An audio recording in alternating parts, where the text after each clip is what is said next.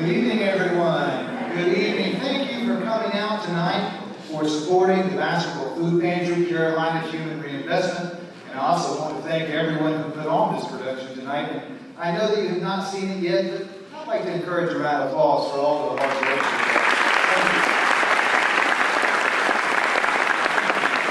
I'm Father Will, the director of this parish. It is a delight to have you all here. We're also open on Sundays, if you didn't know.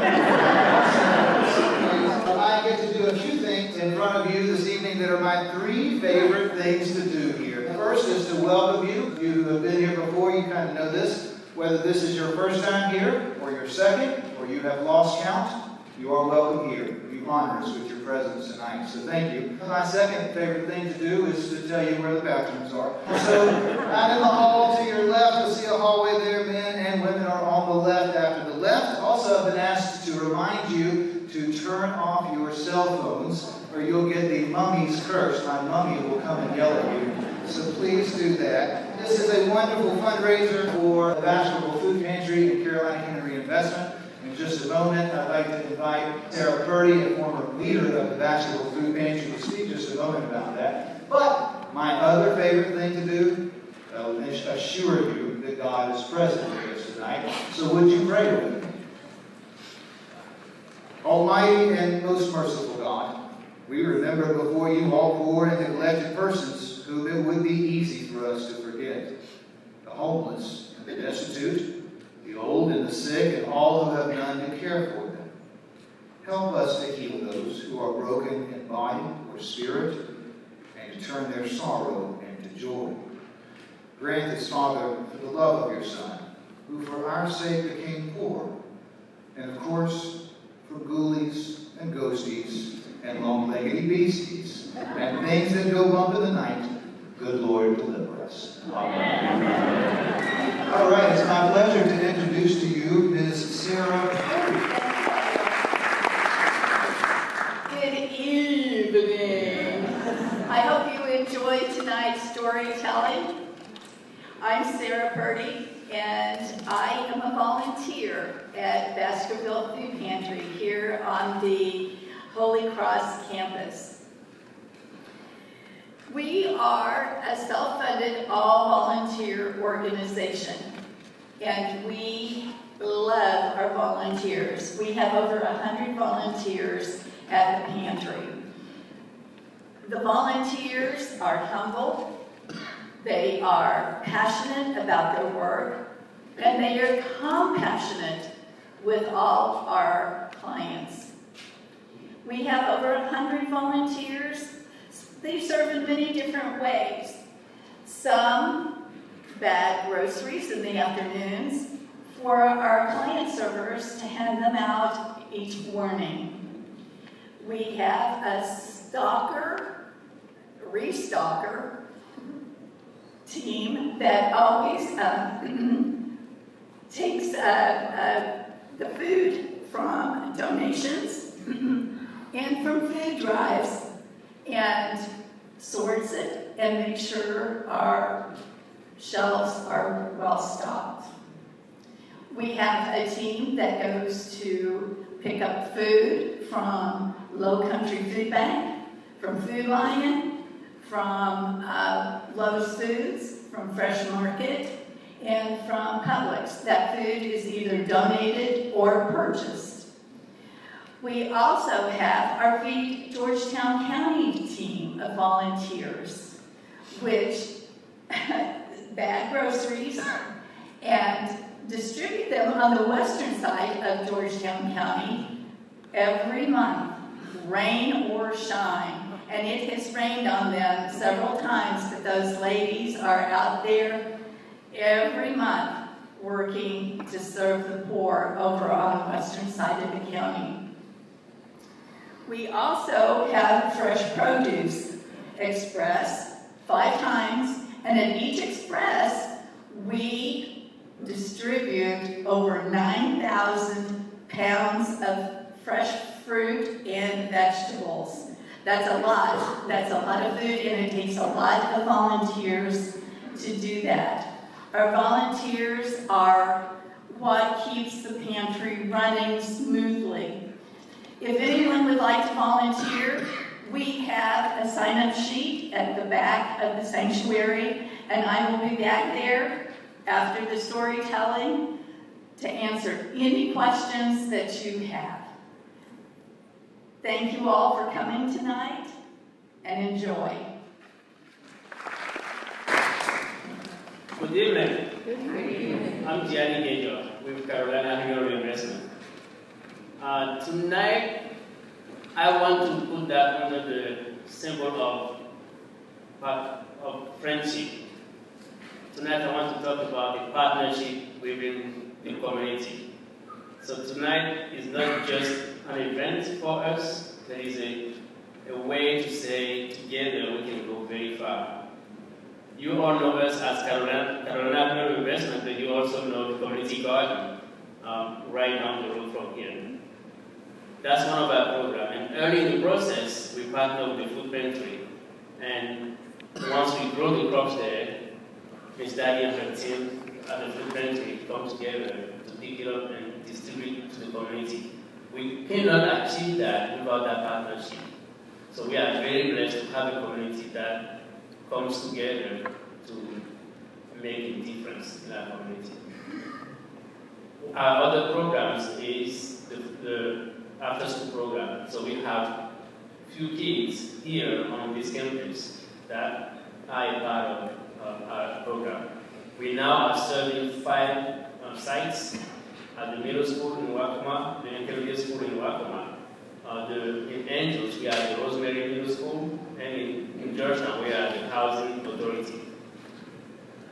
Now, what we do different this year that is very exciting is to take the garden to the kids. So we now have 4 school gardens that is serving our kids in the program. So we are very excited about tonight. Thank you for your help. We couldn't achieve any of it without our volunteers. So the volunteers are the garden. The volunteers are also our programs, either on the food share side or the after-school program. So thank you to the community to really make that difference in our students and into our community.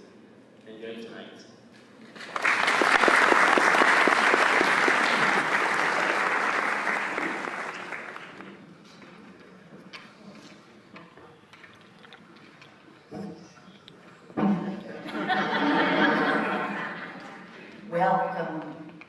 Welcome tonight to a special place and a special evening. Are you superstitious? You may say no, but you know what to do if you break a mirror. You know that you don't dare walk under a ladder. You know to pick up a penny. I've heard you knock on wood, and I've never seen you step on a crack. Perhaps you refuse to stay on the 13th floor, and then you realize there is no 13th floor. You reach for candy if your grocery store bill is $6.66. You may say no, that you're not superstitious, but you may still avoid an unlucky moment. You may quickly do something and quickly remedy any bad luck. You're here tonight to be entertained, to be educated, but also you are here to support the Baskervill Food Pantry here at Holy Cross Faith Memorial Church and the Carolina Human Reinvestment Community Garden on Pettigrew Road, the old Kings Highway, Pettigrew Road, feeding people who need food. Tonight, Bill Oberst, Ron Daves, and I will feed your curiosity. Halloween, All Hallows Eve, bring out the spirits, the unsettled guests, the ghoulies and the ghosts. Bring them out in order that we might chase them away before All Saints' Day, when Christianity is celebrated. In order to bring out the spirits, in order to conjure them up, many times we visit, you and I, a conjure woman. Not me, I'm just a storyteller. But we've thought about it. Visit a conjure woman because she has the magic power. Perhaps like a witch, but she has the good power to bring out evil spirits. If a woman is a witch, she can make it impossible for you to stand up or to sit down, to put a spell on your cow so your cow will not give milk, a spell on your garden so nothing grows. Oops. Not here at Paul's Island. She also can make you go crazy. She can make you sick. Some witches were not considered bad, instead rather pleasant women with magic contacts who could help you solve problems, help someone fall in love with you. Later said, God did that. Witches must work for the devil. Well, to be sure, a witch does not harm you, spit in your hat or in your right shoe, or carry the right eye of a cat in your right pocket, or even put a horseshoe over the door. Oh, wait a minute. Maybe you do. Maybe you are a little superstitious. Perhaps you grew up with a horseshoe over the door. Or perhaps you didn't realize exactly what you were getting into when you put up a horseshoe for good luck. Perhaps this shape so the luck wouldn't run out. Or perhaps in this shape so the luck would pour over you. But why a horseshoe? I bet you never even wondered why. But there's a reason. In almost every country where horses have existed, horseshoes have been considered lucky. A tale told around the middle of the 10th century is of St. Dunstan, who was a blacksmith before he became the Archbishop of Canterbury. He was approached one day in his blacksmith's shop by Satan, wanting to buy horseshoes for his cloven hooves. Dunstan, recognizing the devil immediately, told him that he, the devil, would have to be shackled to the wall before the shoes could be put on. Once the devil had been securely bound, Dunstan made the nailing on of the shoes so painful that the devil begged for mercy. Dunstan told the devil he would release him only if he promised never to enter the house of a Christian again. The devil quickly agreed, but asked, "How will I recognize such a house?" And Dunstan held up a horseshoe and said that would be the sign. A horseshoe hung over the front door, hence that lucky reputation for the horseshoe. Many people say there's no such thing as ghosts or witches, and yet they're still superstitious. We mentioned if you break a mirror, but do you remember what to do to avoid the 7 years bad luck? There are ways to protect yourself. You might wait 7 hours to avoid the 7 years of bad luck, a special number in so many cultures. Wait 7 hours before you even pick up pieces, and then take them to a swiftly flowing river where people do not swim. Take them there and bury them. Throw pieces in the river, or if you're not adjacent to a river or a body of water where people do not swim, bury them in a hole in a graveyard at midnight when there is no moon and no stars.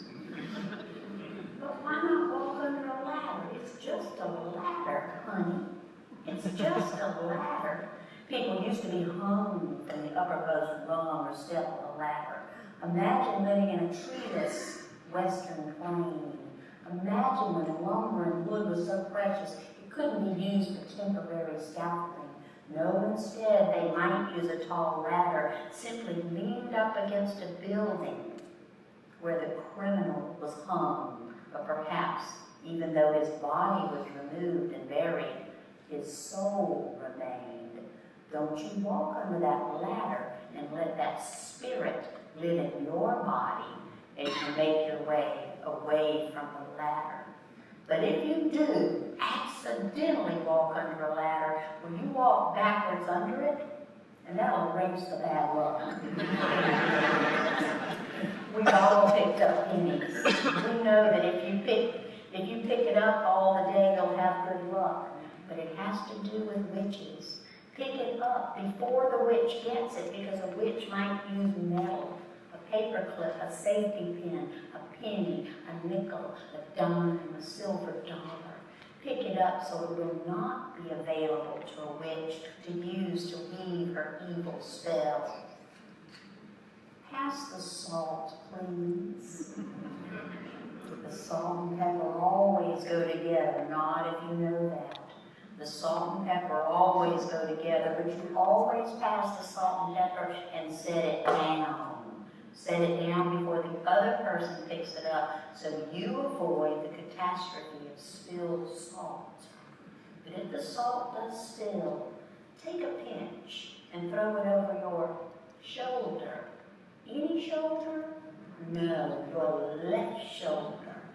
And what's the word in Latin for left? Sinister. Sinister. Sinister. Raise your hand if you are left-handed.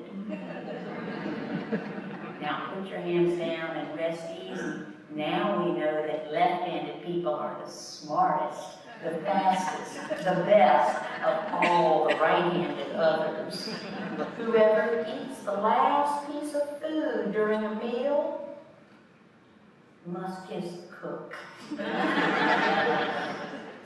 If you're worried still about these superstitions, about not digging a hole, not walking backwards, if you're still worried, then swallow a live goldfish. As you know, nothing else worse could happen all day.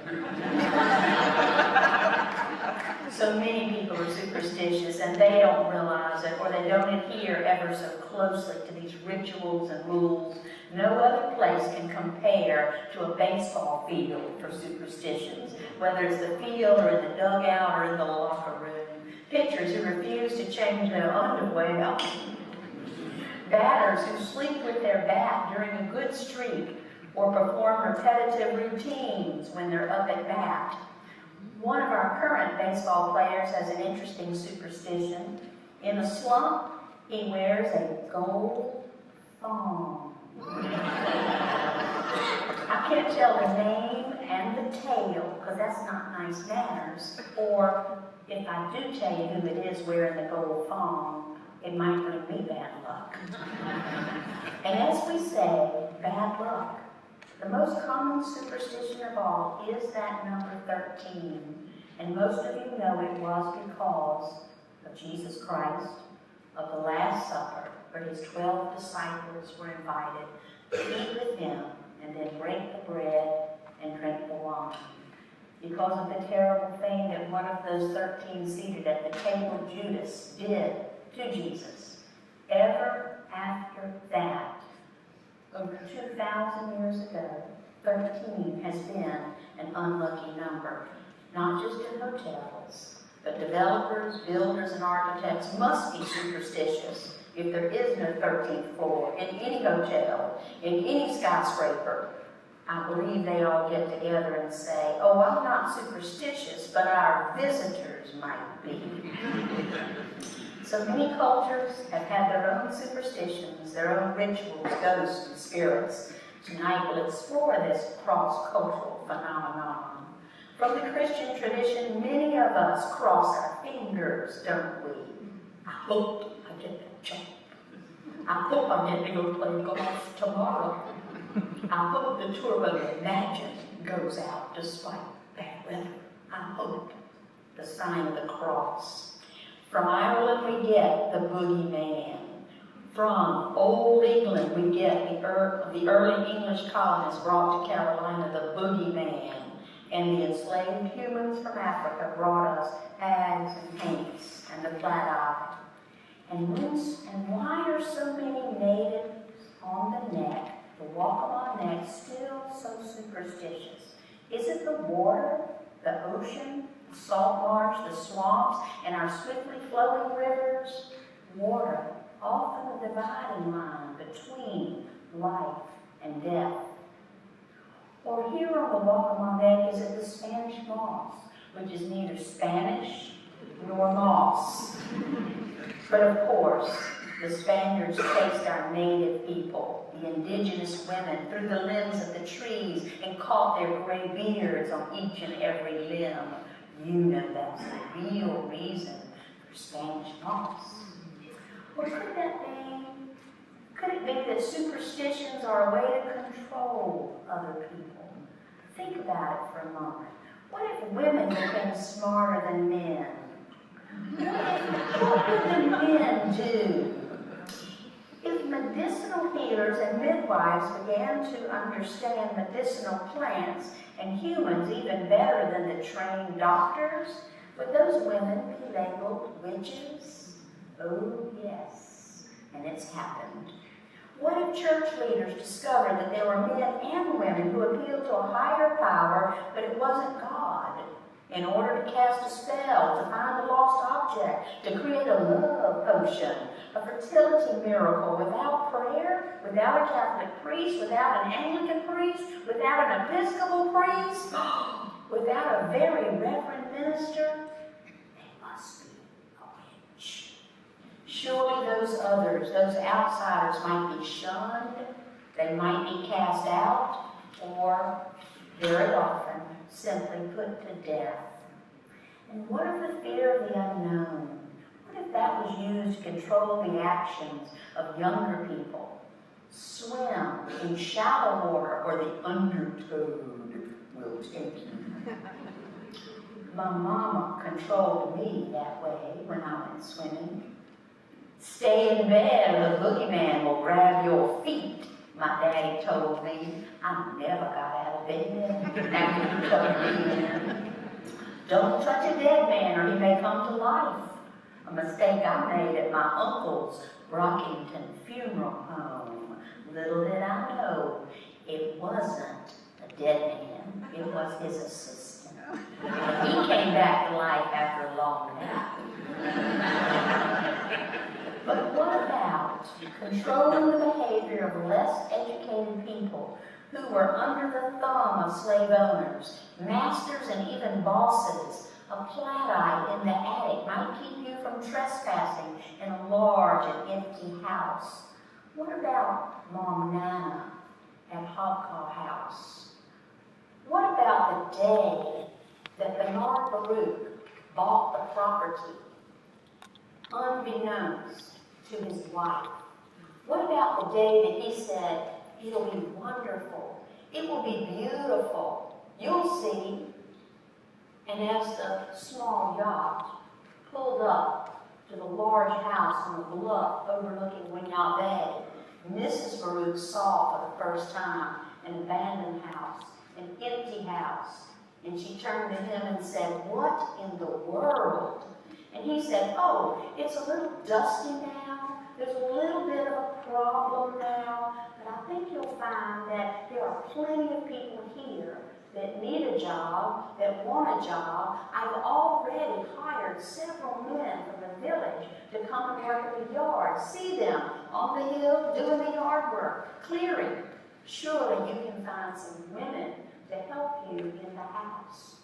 And so it was the next day that Mrs. Annie Baruch of New York City made her way to Friendfield Village in Hobcaw Valley. And she knocked on the first door in a long row of former slave cabins. The year was 1905. People were free to go, but what were their choices? What were their opportunities? And when they heard the Baruchs, millionaires were buying the property, well, of course they stayed in hopes of getting a paying job. Mrs. Baruch knocked on the door. The door opened. Hello, Mrs. Baruch, you're the new owner. Nice to meet you. I'm hiring people to work. And the man was so excited. And she goes, oh, what kind of work? Well, I need to work and clean the Hobcaw house. And immediately the woman said, no, thank you. And Mrs. Baruch was stunned when she closed the door right in her face. She went to the second cabin. The same thing happened. She went to the third cabin and a fourth cabin. Finally, she got all the way around and was at the very last cabin in that double row in Friendfield Village. And the door opened slowly after she knocked. An older woman that many had called Mom Nana, greeted Mrs. Baruch in a warm way and said, I understand you're the new owner. I'm so happy you're here, and I hope we're not going to have to move. And she said, no, I don't think so. In fact, we're hiring. Please come and work for me tomorrow at Hopcaw House. And Mom Nana heard that, and she said to herself, all my life I heard there was a flat eye that lived in the attic. As long as I don't have to go in the attic, I would say yes. Mrs. Baruch, yes, I'll be there tomorrow. I'll be there before day cleaning. So before sunrise, Mom Nana came in the back door of Hopcaw House, and immediately they went to work. They dusted, they cleaned the windows, they swept. The house was spick and span, and then the men would bring large crates from the yacht at the long pier, and they began to open the crates and put the books on the shelves. They began to fill the oil lamps with oil and set the wicks. They hung curtains at the windows, and then they got to a good stopping place at the end of the day. And so it was that Mrs. Baruch said, Mom, now I believe we're finished for the day. Why don't you gather up these crates and let's take them to the attic? No, ma'am, I think a lot better place would be the closet underneath the staircase. And Mrs. Baruch said, oh, no, I'm going to use that closet for linens and for coats. Hurry up now, let's go ahead and take them up into the attic. Well, I just think they'll be in the way in the attic. Why don't we take them out of the yard and the men can burn them up? They got a few little burn piles going.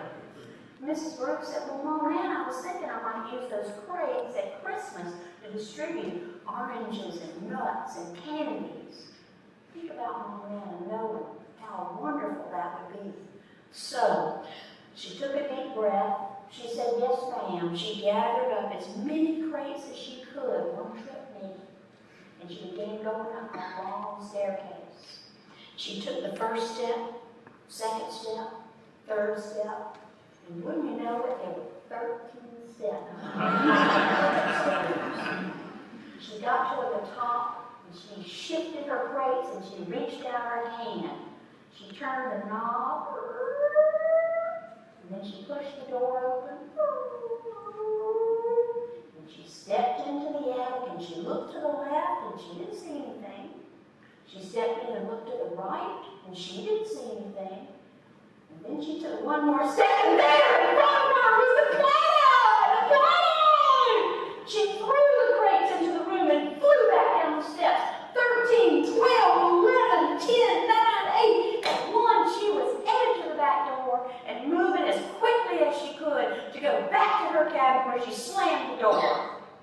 But with all that yelling and carrying on, Mrs. Baruch said, What is the matter? What's going on? Mr. Baruch, who was born in South Carolina, overheard what Mom Nana had said. He approached the house and he goes, what's going on? What's upset Mom Nana? And Mrs. Baruch said, I have no idea. She said something like, the cloud is in the attic. And Mr. Baruch remembered from his nurse Minerva, the cloud, the evilest, most fearsome creature that ever lived. And he thought to himself, in the attic of his house, this is not a good thing. And at that moment, Mrs. Baruch said, everyone's gone. I need you to pick up the rest of these crates and carry them up the steps and put them in the attic. And he wasn't usually a man that took orders, but maybe sometimes from his wife.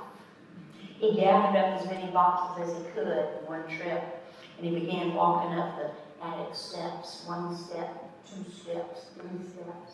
Got to that 13th step, and wouldn't you know it, the door had swung shut. So he reached out his hand, and then he pushed the door open, and looked into the left. He didn't see anything. And then he stepped forward, and he looked to the right. He didn't see anything. And then he took another step, and there, right in front of him, was the biggest mirror he had ever seen. And in that mirror was the face with huge red eyes and messed up hair staring back at him. It was not the black eye. It was his image, his reflection. And then as he turned to make his way back down the steps, he realized all those years, the warning, a flat eye is in the attic, was all about discipline, all about spreading fear, all about keeping the less educated from trespassing or stealing. It was another form of control. That mirror is what Mom Anna saw. That image she saw of herself, probably never having had a mirror before. Think about that type of control. Think about a young woman on the walk of our neck that you know as Alice Flagg. Alice Blaine Flagg. The story is so familiar, but the ending is so strange. A young woman, 16 years old, who was so infatuated with a young man that her family said was not good enough. What's the social comment on that? Not good enough. He works hard, he earns money, he owns property, but he's in the timber industry. He's not a planter. And you know what happened. I feel each of you know that her brother said, this will not do. She will not break up with him. Let's send her to Madame Talbot's school in Charleston. A French Huguenot who came and established a fine ladies' school. A fine school founded by people who finally realized that women needed a good education. A good education. And so it was that she ran a strict school and said, I will accept your sister as a student. Absolutely. And the brother warned Madame Talbot what it was, why it was that Alice was being sent to that school. And she said, I will make sure she has no visitors of any sort. And yet letters were received, letters were sent, and a secret visit out beyond the iron gates of the school at 24 LaGree Street in downtown Charleston, built by Solomon LaGree. Alice Blaine Flagg slipped out, and her love, her boyfriend, became her fiancé, her betrothed, when he slipped a ring onto her left finger. And as soon as she accepted it, she sealed it with a kiss. And then as she made her way back into the back door of the school, of that large house, she slipped the ring off, held it in her pocket until she returned to her room where she had tied onto a ribbon, and placed it around her neck, under her dress, under her clothes, unseen. Unseen until she contracted malaria, like so many people.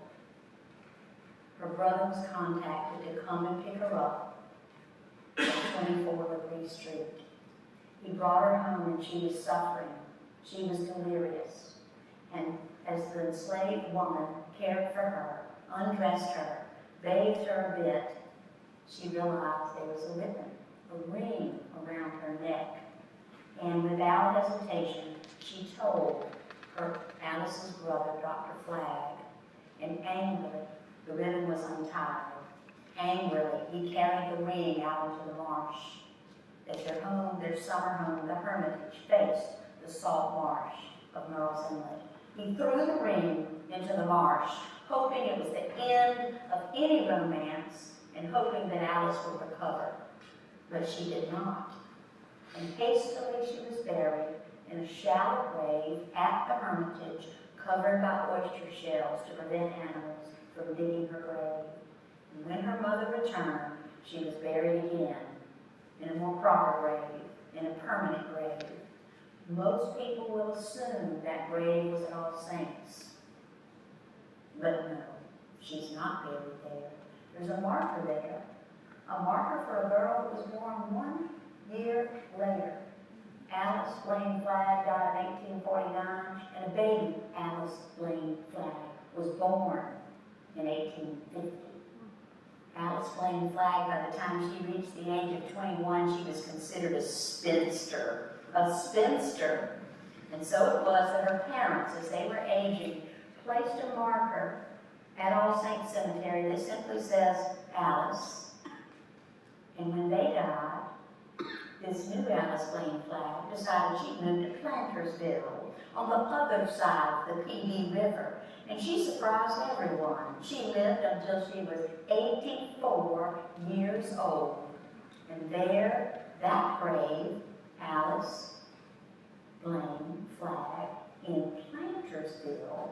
So, if Alice of Merle's Inlet is not buried under the stone, if Alice Blaine flag of Plantersville, for whom the stone was placed, is not buried under the stone, could it be true?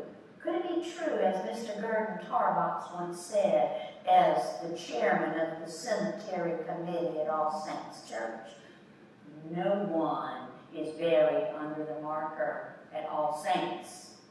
But before you think I've ruined the legend, I've ruined the fun for your grandchildren, remember, no one's been able to explain the unusual tug on a ring on your finger when people have walked around the grave backwards 13 times with an offering.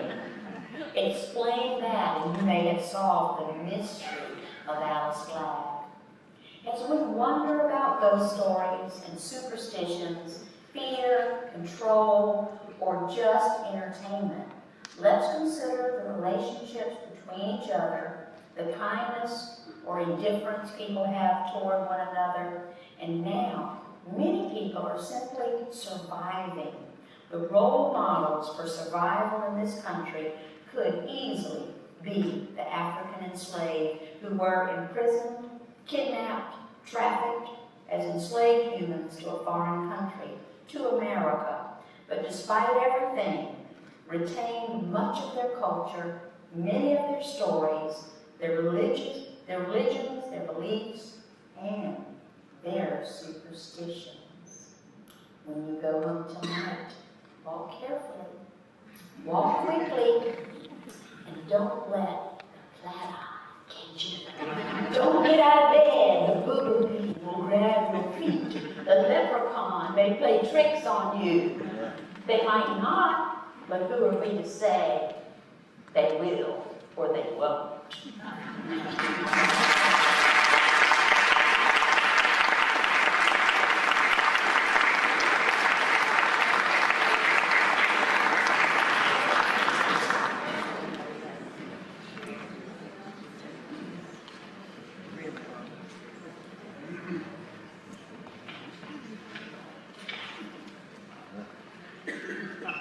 Good evening.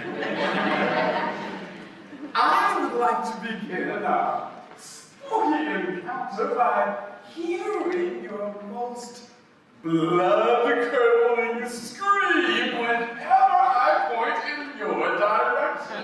Are you ready?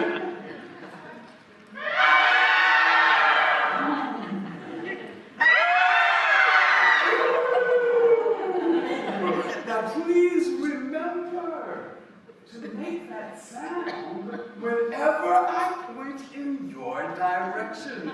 That's the very sound that any one of you would make whenever you see the most peculiar such thing. Now, John was a woodsman who lived way back in the woods, right in Pawleys Island, South Carolina. Now, although John chopped down trees for a living in his own yard, back in his little log cabin in the woods, he cut down no trees. They grew tall and large, and had interlocking limbs, and if the moon showed at night, you would not be able to see the moon glow through the trees in John's yard. One evening, John returned home after a hard day's work. In his log cabin, there was a wood stove for cooking his meals, and there was a little bed. John got home and he found a can of beans. He opened that can of beans, poured it into the pot atop the wood stove, and he just began to stir it, waiting for it to warm. And out of the corner of his eye, he saw movement. In over the cracks of the wood of the log cabin had crept the most peculiar such thing he had ever seen in his life. It had 2 wings. It had 2 red, gleaming eyes. It had 2 rows of sharp, pointed teeth, and a long tail that had just swirled and around. Now, John was almost about to make one of those screams that you made earlier. He figured what he needed to do. He reached back, he grabbed his axe where he had put it when he had come home. He flung that axe right at that most peculiar such thing and chopped off his head. The most peculiar such thing just screamed and then slithered back through the hole that it had crept into the cabin. John sighed in relief, and then he looked at that tail. He looked at his pot. He looked at that tail. He looked again at his pot. He looked at that tail, and do you know what he did? He picked it up, brought it over to that pot, dropped it in, and began stirring. Stirring. He added some seasonings, and he stirred and stirred, and when he thought it was ready, he ate. He thought it was the sweetest, goodest thing he had eaten in a long time. And with a full tummy, he just went and lay down in that small bed of his and went to sleep. All was going fine until it was nighttime. And then he heard a thump on the roof, and a scratching, and a scratching. He woke up and he heard a voice.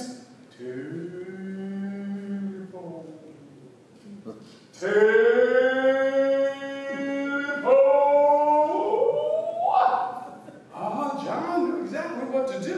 He called out for his 3 hound dogs that stayed below his house. "Get 'em, boys," he said. And those 3 hound dogs shot out from below that house, and it chased whatever was making that sound way back into the woods. When those hound dogs returned home,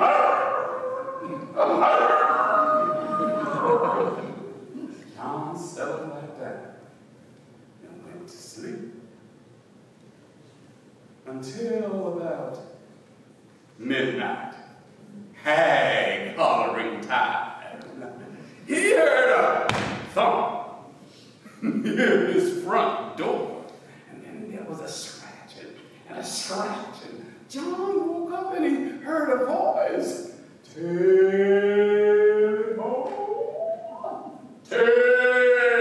Telephone, give me back my telephone.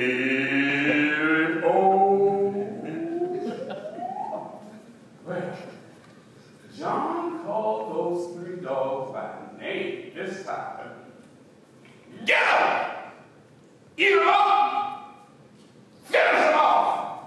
Settle! And those 3 hound dogs went running after that thing. It chased it all the way down John listened for their return, barking, yelping on the way home, but he never heard, because that most peculiar such thing had turned around and eaten all three of those dogs. By and by, John got comfy, and he went to sleep till just about daybreak or early morning. He heard a thump right in the room, and he heard scratching at the foot of his bed. John raised his head, and he saw two pointing ears. That thing rose up a little higher, and John saw two red, gleaming eyes. A little more, and John saw two rows of sharp, pointy teeth. And that thing called out, Table, give me back my table. And John said, but I don't got it. That thing leaped up on the bed, looked at John and said, Table, give me back my table. John said, but I don't got it. That thing jumped up around John's knees, looked at his belly,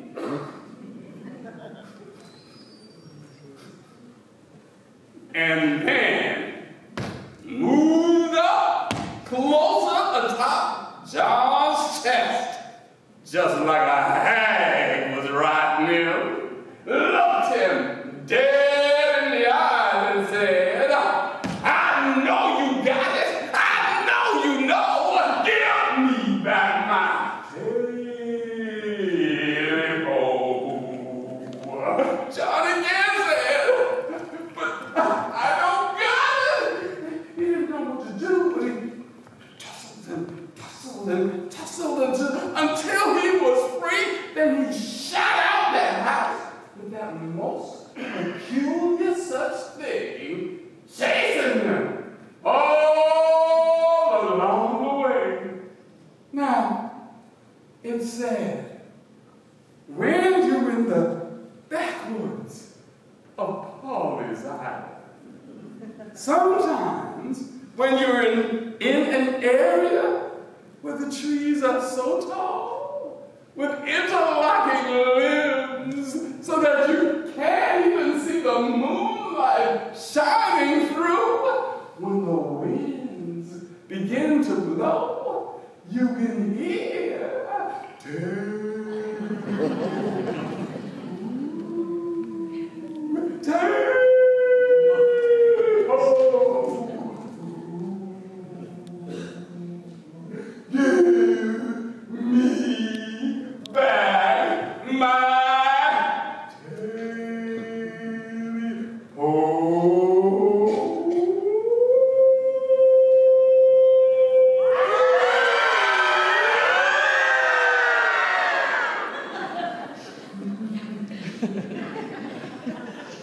Now another back in the woods story from the Baskervill community of Georgetown County. There was a scrawny old woman named Vervatine Manigault. It said she was the most powerful conjure woman around. Now she had eyes. Different colors. One was greenish yellow, and the other was brown, like a tiger's eye. It's sad that when others saw those eyes and she could close them one at a time, Vermintine could charm anybody or anything. She had all kinds of potions in her kitchen, old roots and herbs that she would make for salves and medicines that could help everybody with any kind of problem they brought to her attention. One day, she was gathering some life everlasting plants down in a field near the swamp, when a wild hog came chasing after her, charging right after her. But Miss Vermintine just looked at it with one eye and then the other, and she began to hum a little tune.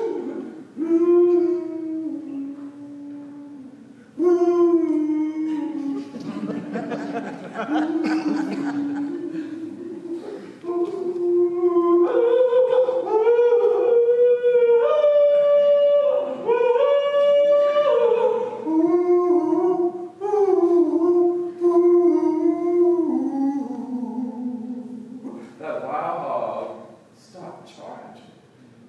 And from that moment on, that wild hog became Miss Vermintine's best friend. It followed her home. Now with all the potions that she was making, sometimes that wild hog will snort through them, or if she threw things out in the trash can, and snort through them, and that wild hog began to change. It's said that at times that wild hog would stand up on his two hind legs, just like a man. It's said that that wild hog began to get thinner and thinner. Oh, and its head became so thin it looked like the other skulls of hogs when it was hog scalding time down in the field, like all the other pot-bellied hogs in the neighborhood. It was said that some people, as they passed by Miss Vermintine's house, they would see that hog that had become so thin that Miss Vermintine gave it the name Rawhead. Rawhead would be sitting in a rocket on the front porch, and it would be talking to Miss Vermintine through the kitchen window as she was in the kitchen mixing more and more potions. Rawhead would follow Miss Vermintine whenever she went downtown to the Baskervill shop to sell her wares, her candles, or her salves, or her potions, for helping people with any problem that they may have. Until one day, Rawhead did not accompany her. The shop owner asked about, well, where's Rawhead? Miss Vermintine didn't know. This was the first time she'd gone into town, and Rawhead did not come along by her side. The shop owner told, well, if we see him, we sure will send him straight home. Now, Miss Vermintine returned home fussing all the time. Where did Rawhead go? It wasn't like that hog not to follow her when she went into town. When she got home, she thought, I better up some of my potions, the kind that make people sorry that they did things that they should not do. So she mixed up her potion and she poured it out onto a flat glass plate. It turned indigo-colored blue, and Miss Vervetine began to sing a song. She moved about in her kitchen in a counterclockwise motion, like she was doing a race out to bring down spirits. Rawhead and bloody bones, rawhead and bloody bones, rawhead, bloody bones, rawhead, bloody bones. The sky grew dark. The sun went out like a candle in the wind.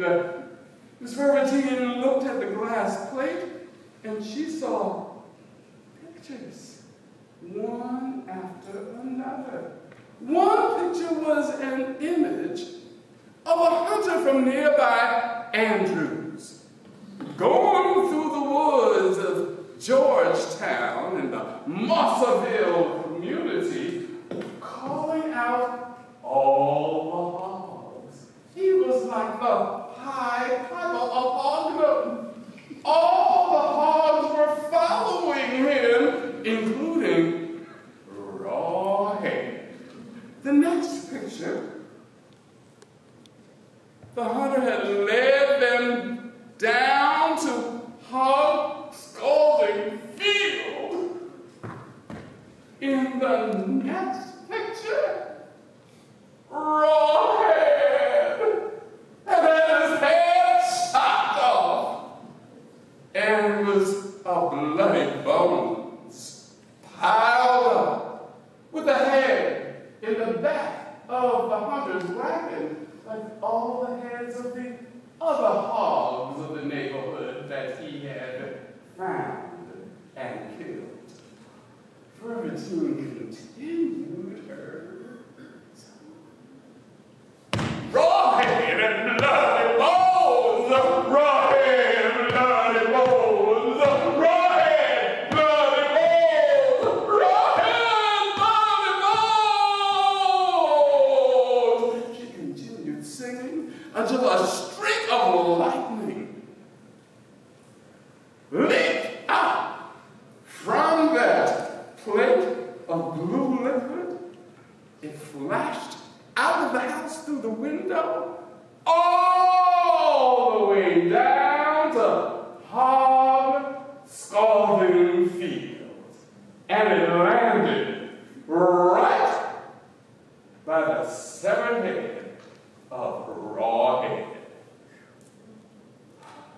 That severed head just began to roll and roll and roll till it fell off the wagon and then rolled till it was touching the dismembered body parts. And that head began to sing, bloody bones, get up and dance! Bloody bones, get up and dance! And the hoof bone started connecting to the ankle bone.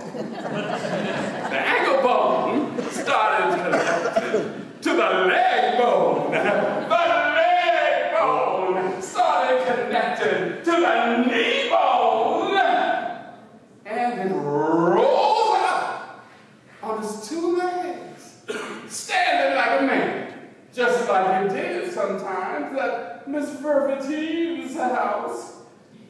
That raw head, that severed head, on the top. And while the hunter's wagon rolled away with the other hog's head piled in the back, Rawhead streaked through the woods looking for weapons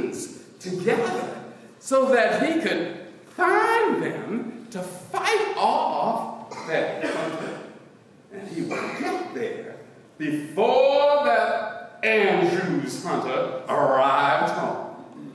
On the way, Rawhead borrowed the eyes and the teeth of a sick bobcat.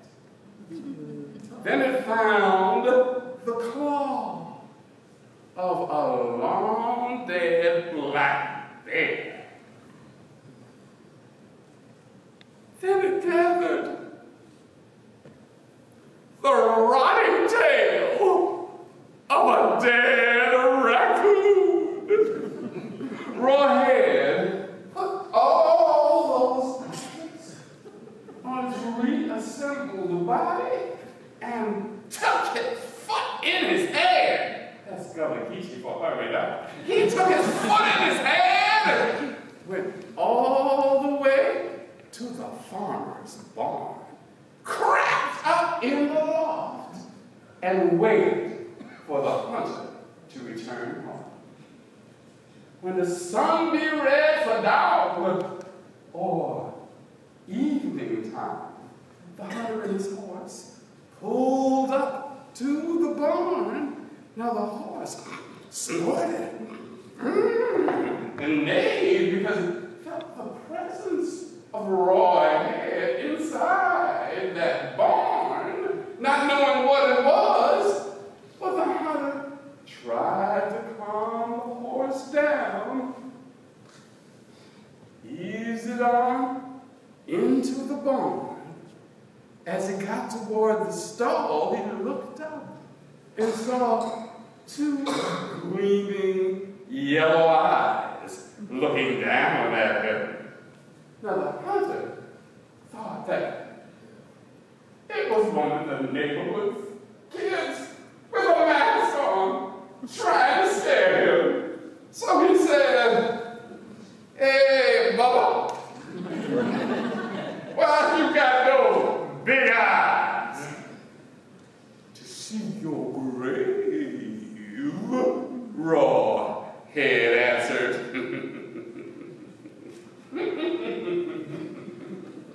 "Oh, silly kid," the hunter said. He led the horse into the stable, and when he got out, Rawhead had eased a little bit closer. With the gleaming yellow eyes, and he was holding out that bear's claw. "What you got those big claws for, Bubba?" the hunter asked. And Rawhead said, "To dig your grave."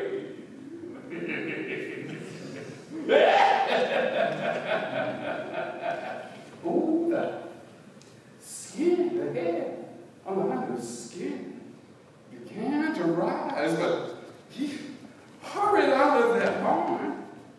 But before he got outside, Rawhead had climbed down the loft from the outside, come down the walls, and hurried off to the hunter's home. Now, when halfway before Rawhead got to the hunter's home, out on a ridge was a rock that shone in the moonlight. So Rawhead hid in the shadows with the gleaming eye and the claw of the bear and that long raccoon's tail. The hunter got up to the ridge and saw Rawhead on that moonlit rock. "Hey, Mama," he said, trying to be nonchalant. "What you got that long tail for? To sweep your grave?" Rawhead answered.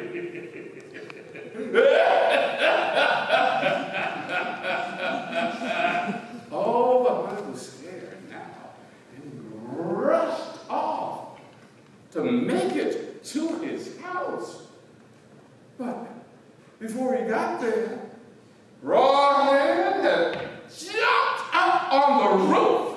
So when the hunter got to the porch, those gleaming yellow eyes were looking down at him, and he could see those sharp bobcat teeth.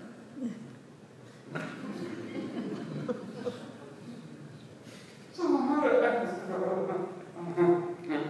crazy kid, hey, what you got those big teeth for? To eat you up like you tried to eat me, Rawhead said, and then he leapt down. He started chasing the hunter until all you could hear was a crash.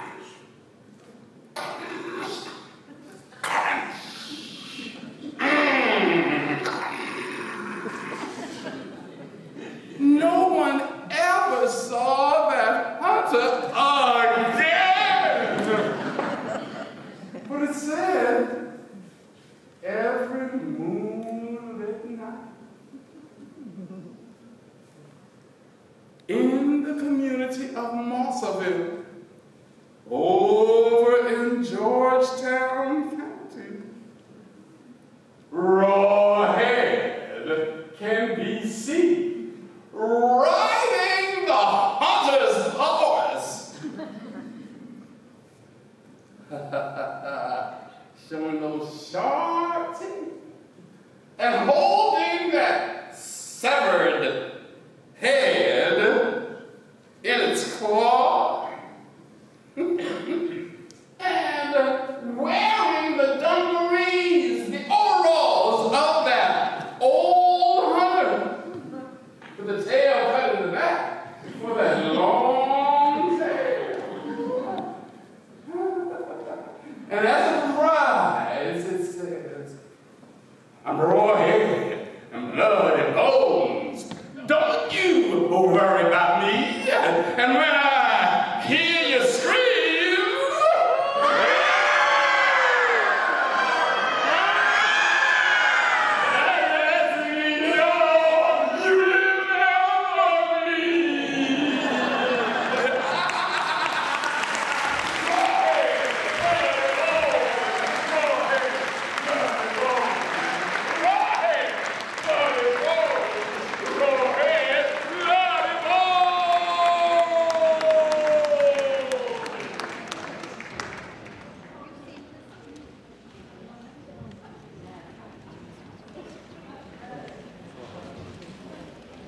The 1,000 injuries to Fortunato I abhorred as best I could. But when he ventured upon insult, I vowed revenge. But you, who so well know the nature of my soul, you will not suppose that I gave utterance to the threat. No, at length I will be avenged. That was a matter definitively settled upon, but the very definitiveness with which it was resolved precluded the idea of risk. I must not only punish, I must punish with impunity. The wrong is unredressed when retribution overtakes its redresser. It is equally unredressed when the avenger fails to make himself known to he who has done the wrong. You must understand, neither by word nor deed had I given Fortunato any reason to call my goodwill. I continued to smile in his face. He did not see that my smile now was at the thought of his immolation. He had a weakness, Fortunato. Although in other regards he was a man to be respected and even feared, he had a weakness. He prided himself on connoisseurship of wine. In this I did not differ from him materially myself, although I was skilled in the Italian vintages, and I had used to buy largely in them. But I still could. It was about dusk one evening during the supreme madness of the carnival season when I encountered my friend. He accosted me with excessive warmth. He had been drinking much. The man wore motley.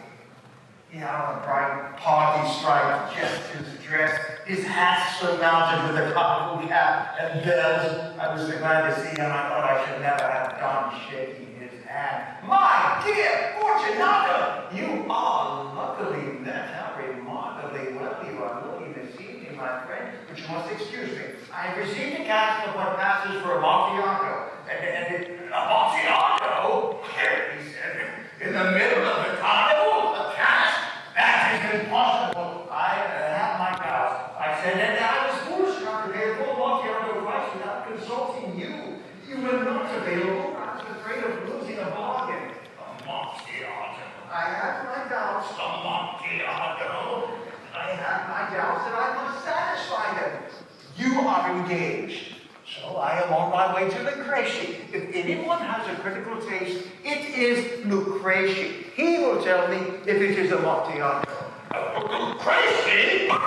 Says my friend. Lucreci cannot tell Amontillado from sherry.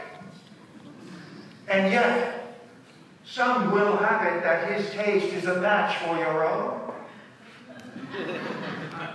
Come, let us go. Where? To your vaults, to the Amontillado? My friend, no. I will not impose upon your goodwill. You are engaged, and Lucreci, I am not engaged. Come, let us go. My friend, no, it is not the engagement, but the cold with which I see you are afflicted. My vaults are in poor repair. The walls are immeasurably damp. They are encrusted with nitre. Nevertheless, he said, let us go.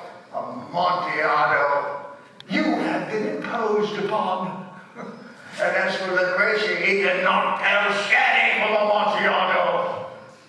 And thus speaking, he possessed himself of my arm, and donning a silk mask and throwing a cape tightly around my person, I suffered him to hurry me to my palazzo.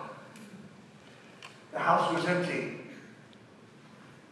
I took from their sconces 2 torches, and giving one to Fortunato, I requested he be cautious as he followed. I bowed him through my modest rooms to the archway which led to the vault. I passed down a long and winding staircase, he behind. At length we reached the foot of the descent, and we stood together upon the damp grounds of the catacombs of the Montresors. My friend's gait was unsteady. The bells on his cap jingled as he walked. The Amontillado! It is further along, but observe the white webwork which gleams from these cavern walls. He turned and looked at me with 2 filmy orbs which distilled intoxication. Nitre? Nitre. My friend, how long have you had that cough? He was unable to answer for many minutes. And finally he said, it is nothing. Come, I said, no, we are going back. We must go back. And your health is precious. You are rich. You are respected. You are admired. You are beloved. You are happy as I once was. You are a man to be missed. It is nothing for me. We will go back. You will be ill, and I cannot be responsible. Enough, he said. The cough is a mere nothing. It will not kill me. I will not die of a cough. True, I said. True. And I did not mean to alarm you unnecessarily, but we should take all precautions. A draught of this Nadab will defend us from the damp. And here I knocked the neck off a bottle which I took from a row of its fellows, which lay upon the mold. Drink! I handed him the bottle. He lifted it to his lips with a leer. The bells jingled. He nodded to me familiarly. I drink, he said. to the very dead which repose around us, and I to your long life. Cheers. We proceeded. These vaults, he said, are extensive. Yes, the Montresors were a great and powerful family once. I forget your family coat of arms. What is it? Ah, a large human foot on a field of blue. The foot crushes the head of a serpent whose fangs are embedded in the heel. And the motto? Nemo me impune lacessit. No one provokes me with immunity. Good, he said. Good. We went on. We passed through long walls of piled skeletons with cast intermingling into the deepest recesses of the catacombs. We stopped again, and this time I made bold to seize Fortunato by an arm above the elbow. See, I said, the nitre, it increases. We are beneath the river vault. The drops of moisture trickle among the bones. Come. We will go back. You'll cough. No, he said, we will proceed, but first, another draught of that Medoc. I handed him the bottle. He emptied it at a breath. His eyes flashed with a wild, fierce light. He laughed. The bells jingled. He threw the bottle back with a gesticulation I did not understand. I stared at him in surprise. He repeated the motion, a grotesque one. You do not understand. Not I. Because you are not of the Brotherhood. How? You are not of the Masons. Oh, yes. Yes? Yes? Impossible. You, a Mason. A Mason? A sign, sir. Show a sign! It is this, I said, withdrawing from the folds of my cape a trowel. You jest, he said, and staggered backwards. But let us proceed to the Amontillado. Be it so, I said. I offered him my arm. He leaned upon it heavily. We passed through a range of low arches, descended, passed on, and descending again, arrived at a deep crypt in which the foulness of the air caused our torches rather to glow than to flame. At the remote end of this crypt, there was another, less spacious. Its walls were piled with human remains to the vault in the fashion of the great catacombs of Paris. 3 of the walls of the smaller vault were still ornamented in this manner, but from the 4th, the bones had been cast down and lay promiscuously upon the ground. In the wall, thus exposed by the casting down of the bones, there was a still interior niche or recess. In depth, 4 feet, in width 3, in height 6 or 7. It appeared to have been constructed for no special purpose. It formed merely the intersection of 2 of the colossal supports of the roof of the catacombs. It was backed by one of its circumscribing walls of pure granite. There, I said, there is the Amontillado. And as for Lucreci, he is an ignoramus, said my friend as he stumbled past me. I followed immediately upon his heels. In an instant he had reached the extremity of the rock. Finding his progress arrested, he turned, stupidly bewildered a moment more, and I had feathered him to the wall. In the granite were 2 hooks from which depended a chain. It was the work of a few seconds to throw the chain around his waist and to secure the lock. He was too astounded to resist. I withdrew the key and stepped back. My friend, I said, run your hands along the wall. walls. It is indeed very damp. Once more, let me implore you to return. No? Then I must positively leave you. But first I must pay you all the little attentions in my care. As I said these words, I busied myself with a pile of bones. Casting them aside, I uncovered a quantity of building stone and mortar. With these and the aid of my trowel, I began vigorously to wall up the entrance to the niche. I had scarcely completed the first tier of the masonry when I noticed that the intoxication of Fortunato had in large measure worn off. My first indication of this was a low moan from the niche. It was not the sound of a drunken man. There followed a long, obstinate silence, during which I completed the second, third, and fourth tiers. I then heard a furious vibration of the chain.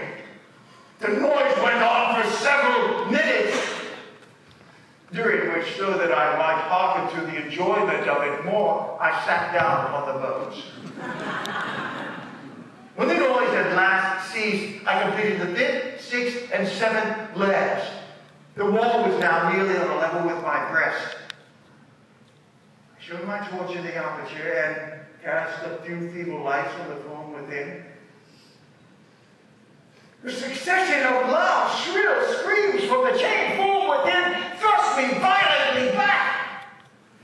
For a moment I hesitated. I trembled. But the thought of an instant reassured me.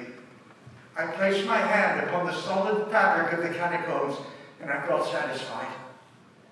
I reapproached the entry.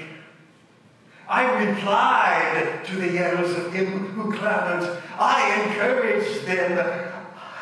I re-echoed them. I surpassed them in strength and volume. This I did, and the clamourer grew still.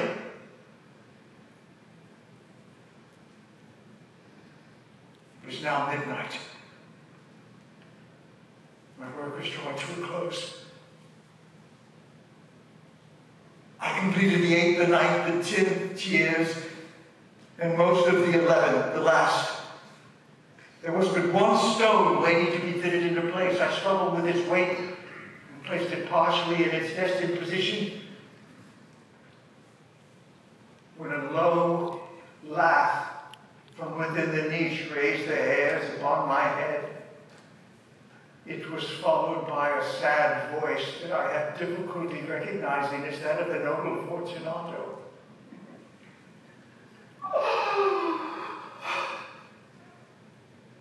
A very good joke.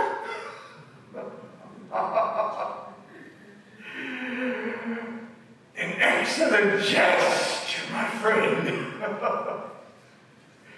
We shall have many rich laugh about it over our wine.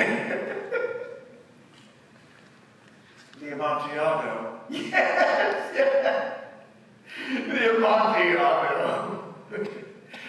Is it not going late? Will they not be waiting for us at the Palazzo? The Lady Fortunato and the rest. Come, my friend. Come. Let us be gone. Yes, I said. Let us be gone.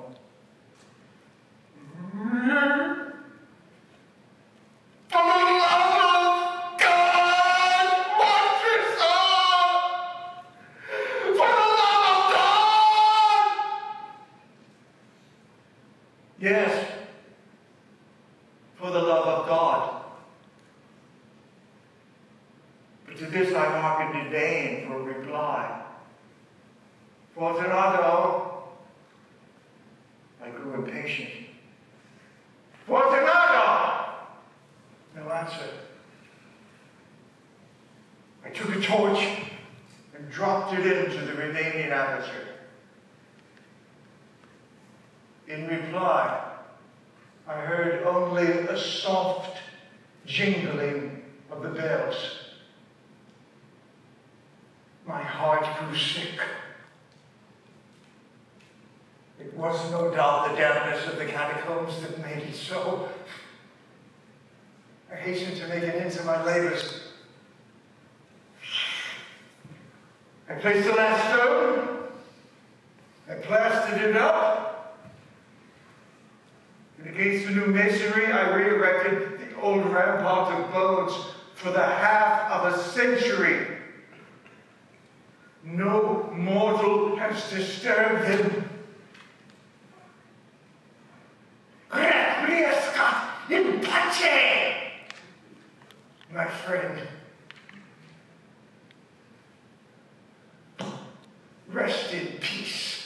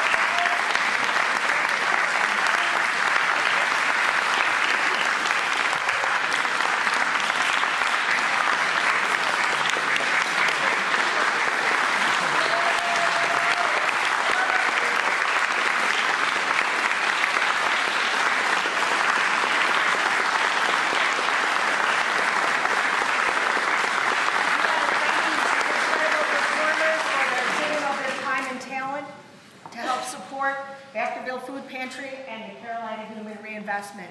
We could not do it without them. We want to thank Father Will and the congregation for allowing us to use the church, and for all of the incredible volunteers in the planning committee that helped put this together, especially Dottie D'Ambrosio.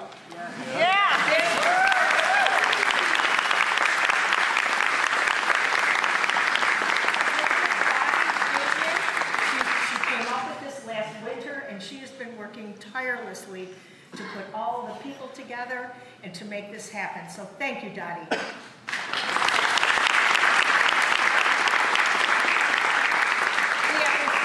We've got cider and cookies and water. Please join us afterwards. We'd love to have you learn more about what we're doing and also meet our performers.